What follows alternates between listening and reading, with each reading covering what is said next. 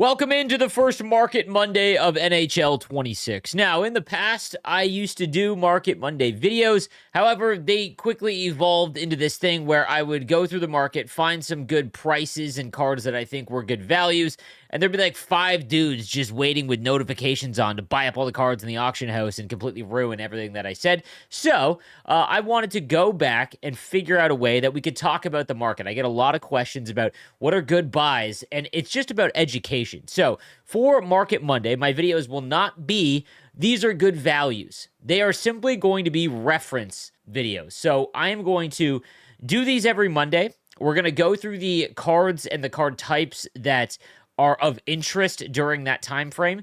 And the reason why I want to do this is so that next year or later in the year, we've got like a reference. We can go back and watch this video and see what it was like during early access so that we can help further understand a little bit. And you don't need to have you don't need to be like a chartered accountant to actually understand what's a good value or not. So here's what we're going to do. We're simply going to go through the auction house and we're going to note down and kind of go through as to what are the big buys. So at launch of the game, guys, there is essentially 3 types of cards that you're looking for. We've got heroes, we've got icons, we've got fresh ice players. So I want to touch on icons first. All right, so to make an icon, let's start with just the base price for that. So you need 83 to 85 overall alumni player items. This is Monday, September 8th. So we're going to go and we're going to find out exactly how much those cards cost as a buy now, and then we're going to work backwards. So right now, we're looking at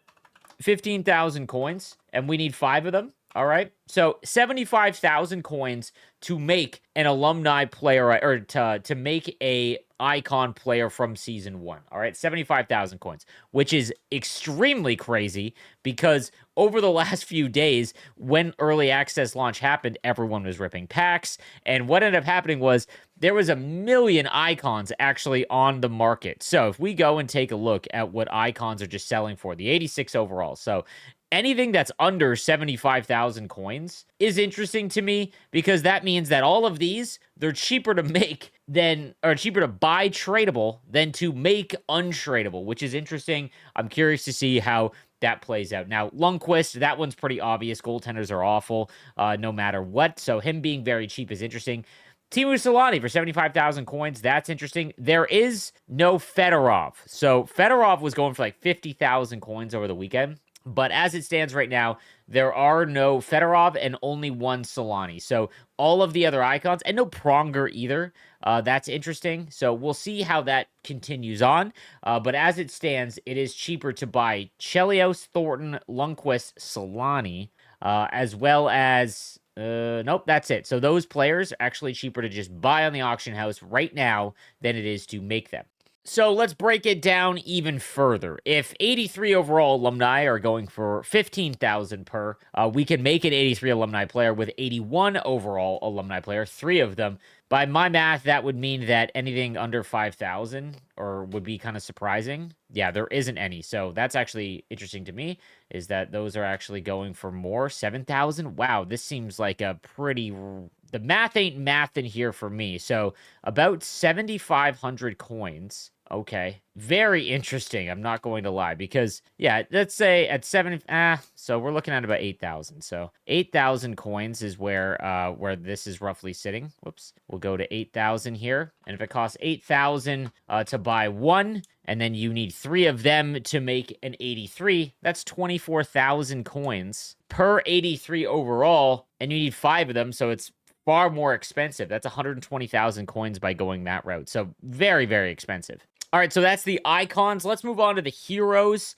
Obviously, a little bit cheaper simply because they're just lower in overall. So you are going to need 581 to 83 overall alumni, which runs you about 8,000 coins, which means at the current price, so this is Monday, September 8th, 40,000 coins to buy the alumni required to make a hero item. Untradeable, remember. Now, what's surprising is there's only 14 total heroes on the auction house entirely. Like, that's it. There's no restrictions. There's only 14 available. And the cheapest ones are Keith Tkachuk at like 35,000 coins. At 90,000, you can at 80,000 you can get Roenick and Naslund, as well as a Hemsky here for 90. But that's really surprising to me that there's so much less heroes than there are icons. So it's far cheaper to actually make them than it is to buy them tradable, which is in the opposite for icons. I expect that will probably change.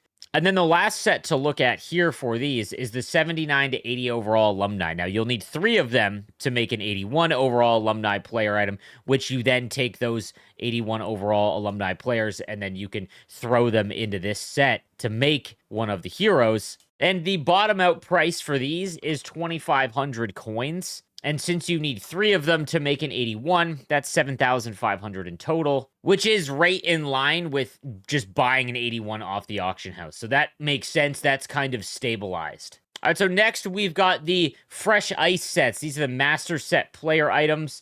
And if you were looking to just buy the cards required to make a master set player item, you're looking at about 8,000 to 8,500 to buy one of these 81 overall items, which would run you 25,005. And then it's another 6,000 coins each to make 2 more 81 overall just from any item. So in total, to just buy the stuff required to make an untradeable Fresh Ice Master Set player item, you're looking at 37,500 coins. And if we set it to 38,000 coins, it looks like you can buy every single tradable Master Set player item from this event, which is always what you're going to want to do. This is why you want to check out the prices. Again, anytime that a tradable card you can get for even the same price, or sometimes less than it is to actually make them, that is what you want to do if you want one of these cards. So very curious to see how this will play out once the first event rolls over and we get the worldwide launch. Again, we're in early access, but it does look like the Fresh Ice Master Set player items are just pretty cheap in relation to actually making them. And then lastly, the barrier of entry to this event is 77 to 78 overall items from any release. And these are going for 1,100 coins, which is the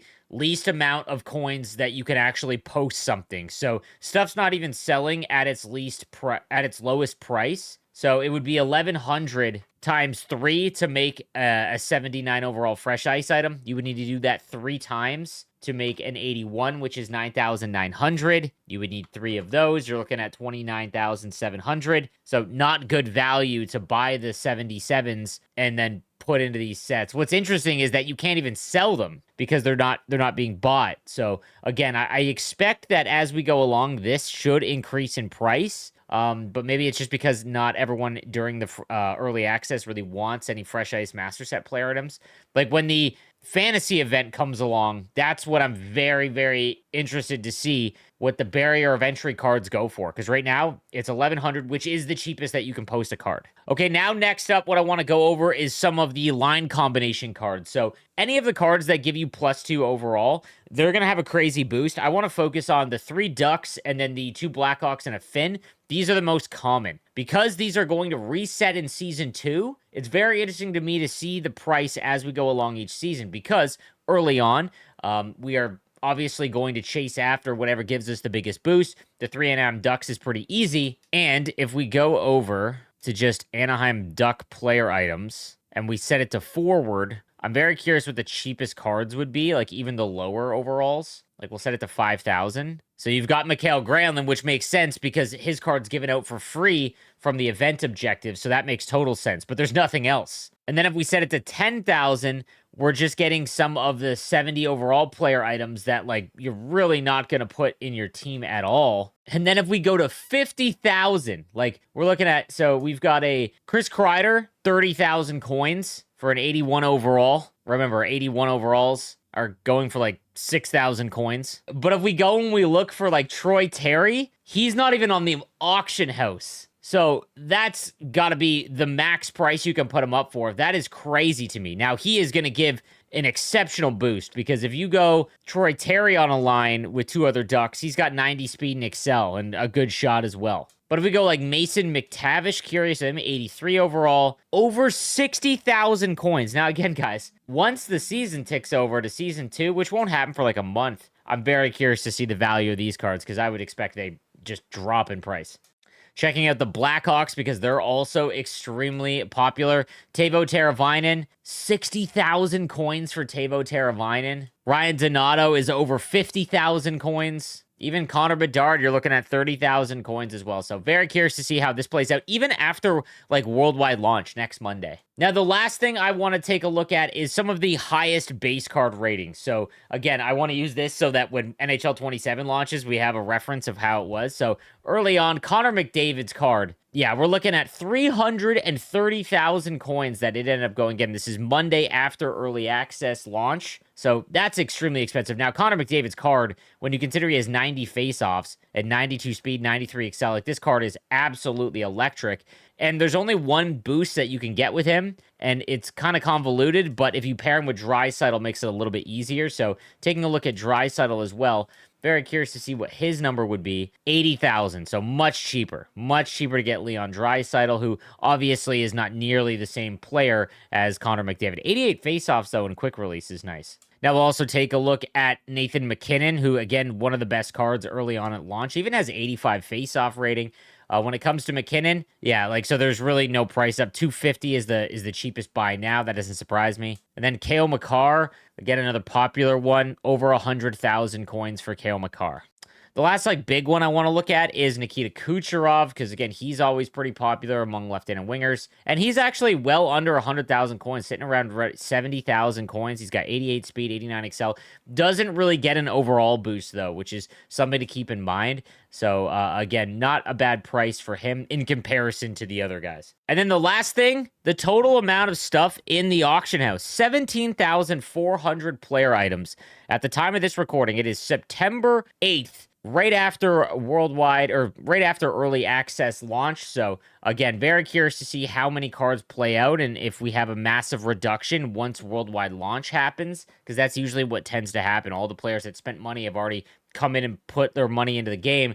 Worldwide launch happens and you really don't see, that's when all the free money or the no money spent players come in. Very curious to see how that happens. We've got the Fresh Ice event, but we'll wait to see how the newest Chell week, the first Chell week, impacts it as well. So again, every Monday I will drop a video like this for Market Monday, and we're just going to go over everything that's going on in the auction house without my feedback in terms of like, oh, these are values. I just want it to be a reference for everyone so that we can kind of learn. I honestly want to learn a little bit more about the market this year because it's something that I don't really care as much. I just want to play the game. But if I can inherently just not really pay attention and just know because of how it worked in the past without really thinking all that much, that's my goal for these videos. But if you guys like what you see, make sure you subscribe. I'll see you next time. Have a good one.